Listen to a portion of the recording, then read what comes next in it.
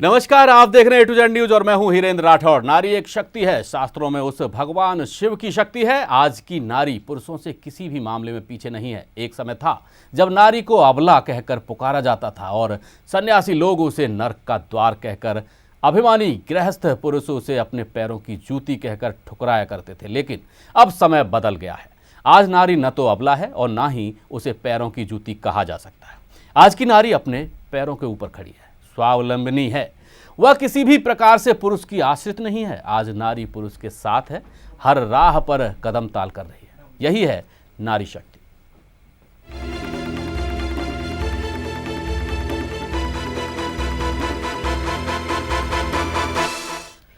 और इसी मुद्दे पर हमारे साथ बात करने के लिए मौजूद हैं शिखा राय। लेकिन बातचीत करने से पहले हम आपको बताते हैं कि आज के बड़े सवाल क्या है।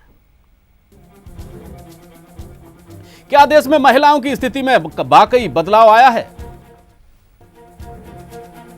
क्या समान अधिकार के लिए महिलाओं को आरक्षण देना सही है? देश की महिलाओं को कैसे मिलेगा समाज में सम्मान, अधिकार? जी हां, सबसे बड़े सवाल हैं। भले ही हम महिला दिवस बनाएं और नारी को शक्ति का अवतार कहें, लेकिन बहुत सारे सवाल अब भी खड़े हुए हैं। और हमारे साथ स्टूडियो में मौजूद हैं बीजेपी नेता शिखा राय।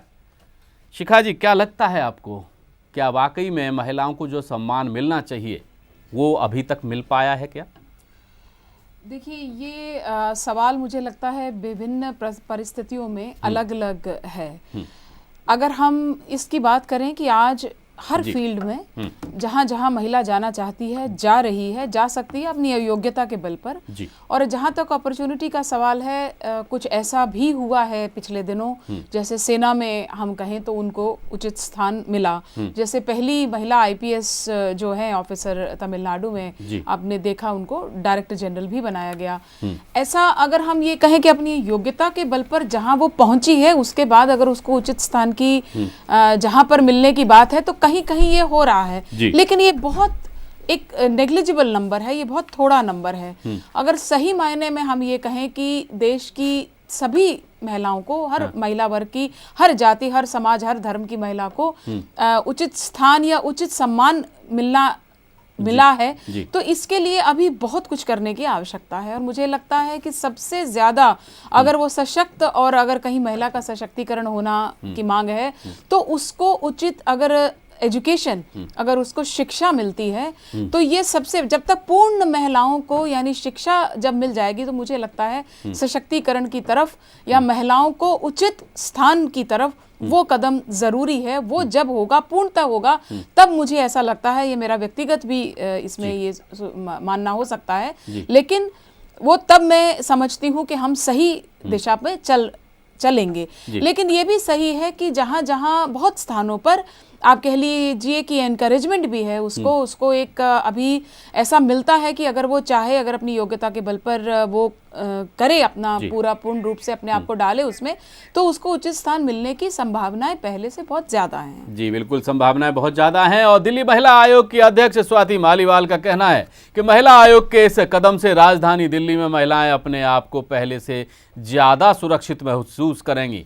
181 मोबाइल बस सेवा दिल्ली महिला आयोग की तरफ से एक कैसे काम करेगी, इस पर दिल्ली महिला आयोग की अध्यक्ष स्वाति मालीवाल से बातचीत की हमारी संवाददाता नेहा दुबे ने।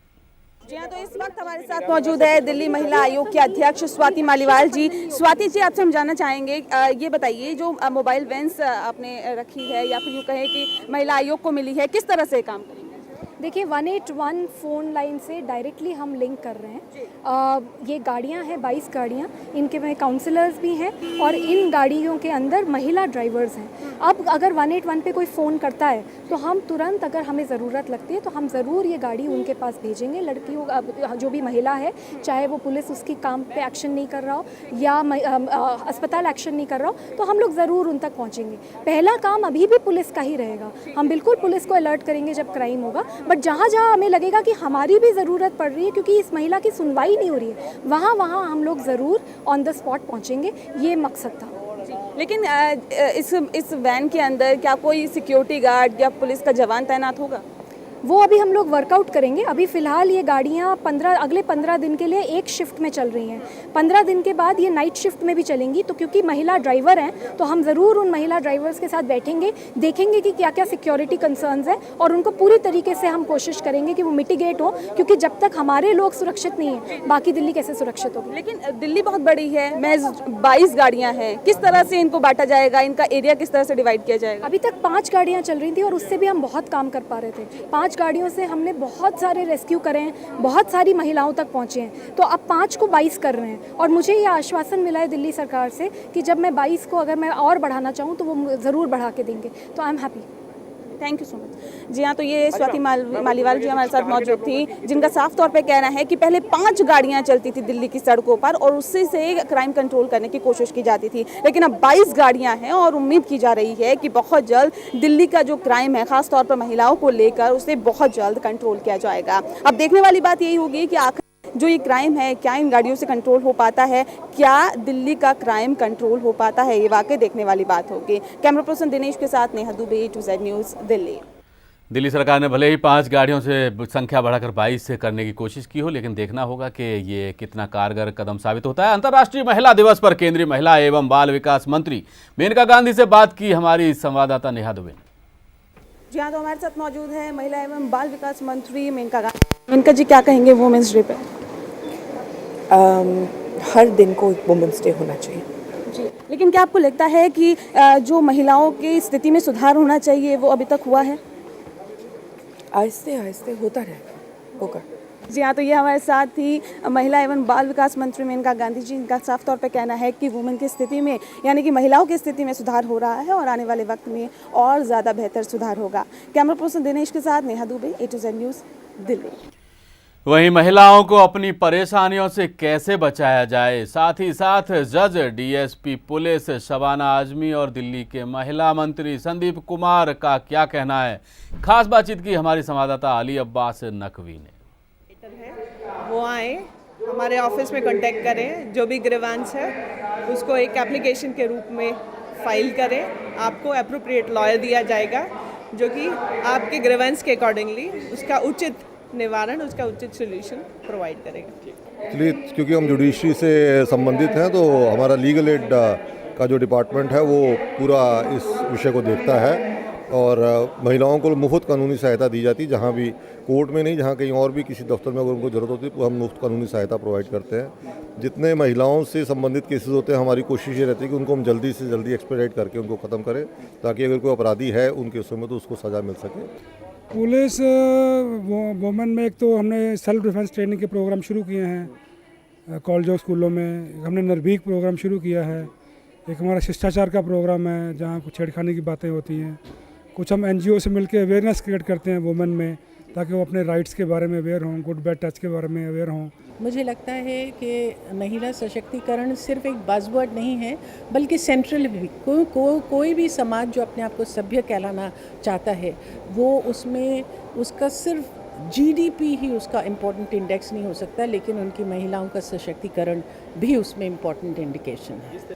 देखिए, सरकारें तो अपना काम कर रही हैं सारे का सारा, ठीक है, हम लोग अपना काम कर रहे हैं, धीरे थोड़ी सी अवेयरनेस जो है ना वो होनी चाहिए। और ह्यूमैनिटी का ये जो विषय है, आदमी को खुद से, हम जो जितने भी लोग हैं खुद से एक जिम्मेदारी लें कि अपने आसपास अगर कुछ होता है तो हम उसमें उसका विरोध करेंगे। अगर कोई किसी भी तरह का कोई वायलेशन होता है महिलाओं के प्रति तो हमें उसके खिलाफ आवाज़ उठानी चाहिए, और ताकि सोसाइटी भी अवेयर हो और काफ़ी चीज़ें ठीक होंगी।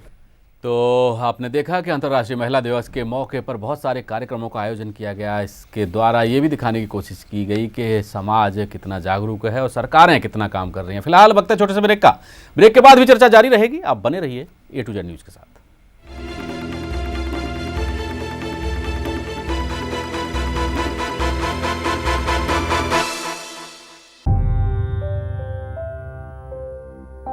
नमस्कार, मैं अरविंद केजरीवाल हूं।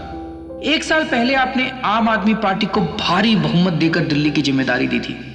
तब से दिल्ली वालों की जिंदगी में कई बदलाव आए हैं। बिजली के रेट आधे हो गए, हर परिवार को हर महीने 20-20 हजार लीटर पानी मुफ्त मिलने लगा। द्वारका बवाना जैसी 217 कॉलोनियों में घर घर में पानी पहुंच गया। सरकारी अस्पतालों में सारी दवाइयां मुफ्त मिलने लगी हैं, सारे टेस्ट फ्री हो गए हैं, भ्रष्टाचार कम हो गया, ऑड इवन हुआ, आदि आदि। दिल्ली में अपने किसी भी दोस्त को फोन करना और उनसे पूछिएगा क्या उन्हें यह बदलाव महसूस हो रहा है। उनसे पूछिएगा क्या आम आदमी पार्टी की सरकार अच्छा काम कर रही है, क्योंकि अगर मैं अपनी सारी उपलब्धियां गिनवाने लगा तो ये 3 घंटे की फिल्म बन जाएगी। उन लोगों ने हमें बहुत परेशान किया, बहुत तंग किया, बहुत अड़चने पैदा की। उसके बावजूद ईश्वर की कृपा से हमने 1 साल में इतना काम कर दिया जो दूसरी सरकारें 10-10, 15-15 साल में नहीं कर पाती। आज सभी पार्टी के नेता घबराए हुए हैं। क्यों? क्योंकि उन्हें डर है कि अगर 1 साल में इन्होंने इतना काम कर दिया तो ये लड़के लड़कियां बाकी 4 साल में कितना काम करेंगे। मैं तो बस यही कहूंगा, ये तो अभी शुरुआत है।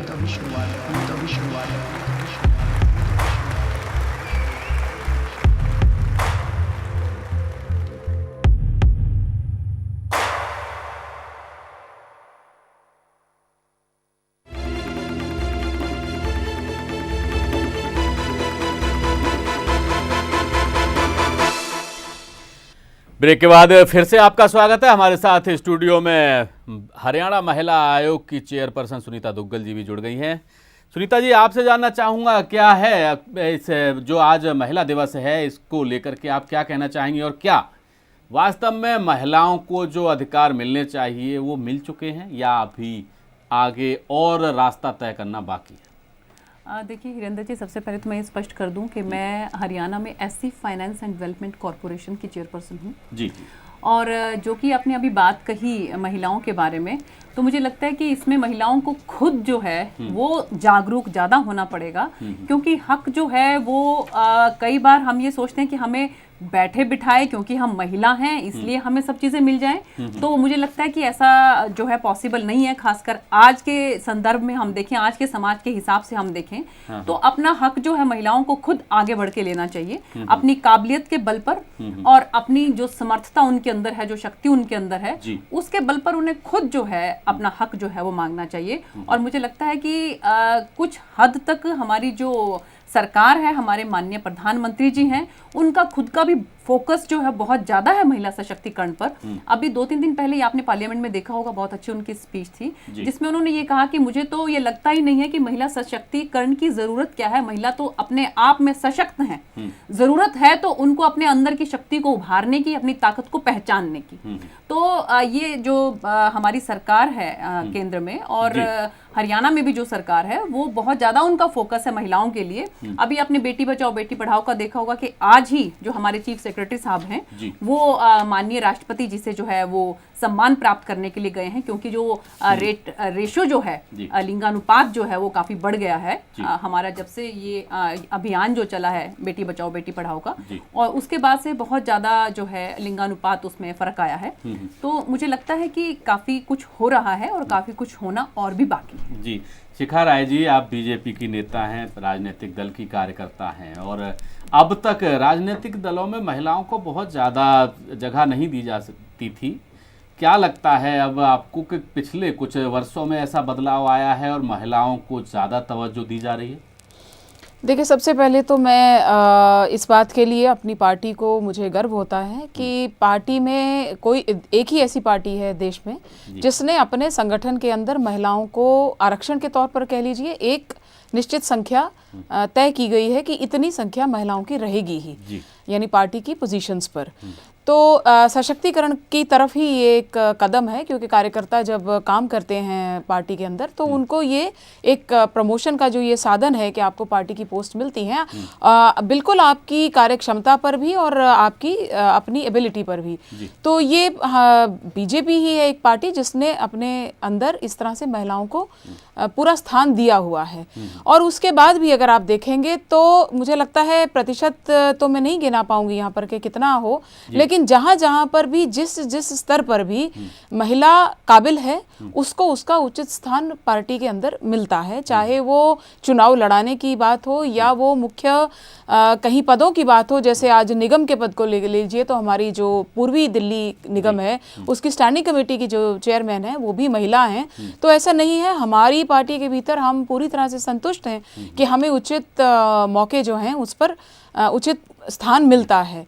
और लेकिन बहुत कुछ अभी और भी होने की आवश्यकता है, और निश्चित रूप से हमारे प्रधानमंत्री जी जो हमारी पार्टी का नेतृत्व भी कर रहे हैं, जब उनके मन में महिलाओं के प्रति इतनी इज्जत और सम्मान है और वो महिलाओं को सशक्त रूप में देखते हैं, और वो कह भी चुके हैं कि वो केवल कुछ अपॉर्चुनिटीज़ की बात है और उनका ध्यान इस समय इसी के ऊपर है, और आते ही उन्होंने ये बेटी बचाओ अभियान जैसा अभियान दिया, तो निश्चित रूप से हम पूरे आशावादी हैं कि हमें हमारी पार्टी जो है राजनीतिक रूप से महिलाओं को उचित सम्मान देगी। चलिए, मेरा अगला सवाल सुनीता दुग्गल जी से। सुनीता जी, आपसे जानना चाहूँगा कि महिलाओं के लिए बहुत सारी सब्सिडीज और बहुत सारी करों में छूट ये भी दी जाती हैं सरकारों की ओर से, चाहे केंद्र सरकार की बात हो या जो राज्य सरकारें होती हैं उनकी बात हो। इसके साथ साथ एक चीज़ और है कि जो अगर निगम की बात करें तो निगमों में स्थानीय निकाय की बात कर रहे हैं हम, तो वहाँ पर तो रिजर्वेशन शुरू हो गया है राजनीतिक रूप से कहें तो उनके लिए सीट आरक्षित होती हैं। अगर गाँव की बात हो तो ग्राम प्रधानों में भी ये परंपरा शुरू हो गई है, लेकिन विधानसभाओं में अभी तक महिलाओं के लिए खास तौर पर सीट रिजर्वेशन शुरू नहीं हुआ है। वहाँ कहीं ना कहीं महिलाओं को थोड़ी दिक्कत होती है और कहीं ना कहीं नाराजगी भी रहती है। देखिए, आपने अभी जो हमारी माननीय स्पीकर महोदया जो हैं सुमित्रा महाजन जी, उन्होंने बहुत अच्छा कार्यक्रम जो है पार्लियामेंट में रखा, और जितनी भी हमारे पूरे के पूरे भारतवर्ष की जितनी भी हमारी विधायिका थी वो सबकी सब उस कार्य में उपस्थित रही, और जितनी भी हमारी सांसद महोदया थी वो भी उस कार्यक्रम में उपस्थित रही, और वहाँ पर उन लोगों ने सबने एक स्वर में इस बात को उठाया, इस मुद्दे को उठाया, और उसमें हमारी बहुत सी जो सीनियर हमारी लीडर्स हैं, हमारी जो माननीय मंत्री जी हैं, सुषमा स्वराज जी, और भी सभी लोगों ने, और अक्रॉस द पार्टी लाइन सभी पार्टीज की जो भी सीनियर लीडर्स हैं वो सब वहां पर उपस्थित हुई, और हमारे माननीय प्रधानमंत्री जी भी उसमें आए, और एक स्वर में मुझे लग रहा है कि उन्होंने एक वहां पर जो है एक रेजोल्यूशन पास किया, और उसमें भी उन्होंने ये बात रखी है, और मुझे लगता है कि बहुत जल्द इसके सुखद परिणाम जो है वो आने चाहिए। और ये बात बिल्कुल ठीक है कि जब तक कि आपका असेंबली में और पार्लियामेंट में जब तक आपका वुमेन रिजर्वेशन नहीं होगा तब तक एक सही मायनों में सही दिशा में जो है ना कदम नहीं बढ़ेगा, क्योंकि इन दोनों जगहों पर जो है वुमेन रिजर्वेशन होना बहुत ज़रूरी है। शिखा जी, महिला सुरक्षा बहुत बड़ा मुद्दा है और इसको लेकर के सरकारें बदल जाती हैं।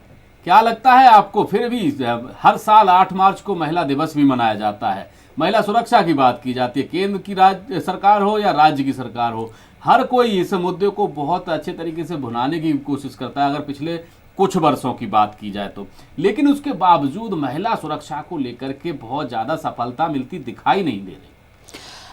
निश्चित रूप से इस क्षेत्र में बहुत काम अभी होना बाकी है, लेकिन हमें कहीं ना कहीं जो कार्य जिस सरकार के हैं, जिस व्यवस्था के हैं, अगर हम उनका आकलन नहीं करेंगे कि अगर केंद्र सरकार है तो पुलिस कितना कर रही है, और अगर दिल्ली सरकार है तो वो कितना कर रही है। हम दिल्ली की अगर बात करते हैं तो ऐसे में देखिए, दोनों का जब तक तालमेल से और एक इंटेंशन से, कॉमन इंटेंशन से कि हाँ हमें ये करना है, जब तक ये नहीं होगा तब तक इसकी तरफ ठोस कदम नहीं उठाए जा पाएंगे। क्योंकि दिल्ली में अगर पुलिस है तो वो एरिया तो दिल्ली सरकार का ही है ना, लेकिन पुलिस केंद्र की है, और वो जो योजनाएं बनाती है, वो जो कोई भी किसी तरह की स्कीम लेकर के आती है, उसकी इम्प्लीमेंटेशन तो दिल्ली में ही होनी है। अगर हम पुलिस के उससे देखें तो हमने पिछले 1.5-2 वर्षों में जो पाया है, पुलिस ने बहुत ही एक अच्छी मंशा के साथ इसकी तरफ कदम बढ़ाए हैं, चाहे वो बच्चियों को स्कूलों में या अन्य महिलाओं को मार्शल आर्ट्स देने की ट्रेनिंग देने की बात हो, या महिला पुलिस कर्मियों की भर्ती की बात हो, या थानों में महिला जब जाती है उसकी रिपोर्ट लिखने की बात हो, इसीलिए अब FIRs बढ़ी हैं क्योंकि वो रिपोर्टें दर्ज होने लगी हैं। तो ये पुलिस की तरफ से काफ़ी ठोस कदम उठाए गए हैं। लेकिन जहाँ तक दिल्ली सरकार का सवाल है, जो बातें, जो वायदे दिल्ली सरकार में आम आदमी पार्टी के नेता ने हमसे किए थे दिल्ली के महिलाओं से, कि दिल्ली के सभी, मतलब बहुत छोटी छोटी बातें तो मैं आपके सामने अभी रख सकती हूँ कि बसों में मार्शल्स होंगे, CCTV कैमरास होंगे, जो ऐसे क्षेत्र हैं जो अंधेरे के क्षेत्र हैं उनका ध्यान रखा जाएगा, महिलाओं के लिए हेल्पलाइन कुछ इस प्रकार की जाएगी, निर्भया फंड को इस्तेमाल किया जाएगा। ये सब बातें आज केवल बातें ही होकर के रह गई हैं। दिल्ली की सरकार की तरफ से DCW है, जो दिल्ली महिला वुमेन कमीशन है, उनके तरफ से कितने जो उनके अधिकार क्षेत्र में आती हैं, जो विक्टिम अपने उनके पास लेकर के जाती हैं, कितनी वहाँ पर जो है केसेस सॉल्व हुए, कितने उन्होंने करा, कहीं कोई किसी प्रकार का ऐसा हमें, बल्कि हेल्पलाइन अभी जो चला दिल्ली सरकार पहले चला रही थी, जो केंद्र की पुलिस चला रही थी 181, वो भी बंद कर दी दिल्ली सरकार ने बिना किसी कारण बताए। तो हमें नहीं समझ आता है कि ये सरकार महिलाओं के प्रति कितनी संवेदनशील है। यानी कि महिला सुरक्षा को लेकर के भी कहीं ना कहीं राजनीति हो रही है। महिला दिवस के मौके पर दिल्ली की पूर्व मुख्यमंत्री शीला दीक्षित ने अपने विचार व्यक्त किए, उनसे खास बात की हमारी संवाददाता नेहा दुबे ने। आज अंतर्राष्ट्रीय महिला दिवस है और हमारे साथ मौजूद है दिल्ली की पूर्व मुख्यमंत्री शीला दीक्षित जी। शीला जी, आपसे जानना चाहेंगे कि आज अंतर्राष्ट्रीय महिला दिवस है, किस तरह से देखती हैं और क्या कुछ महिलाओं को संदेश देना चाहती हैं? सबको बहुत बहुत मुबारक है। अंतर्राष्ट्रीय महिला दिवस बरसों से मनाया जा रहा है और इसका फ़ायदा ये रहा है कि महिलाओं की जो इक्वलिटी की लड़ाई हमेशा रही है वो आगे बढ़ी है ज़रूर, लेकिन अभी बहुत आगे जाना है।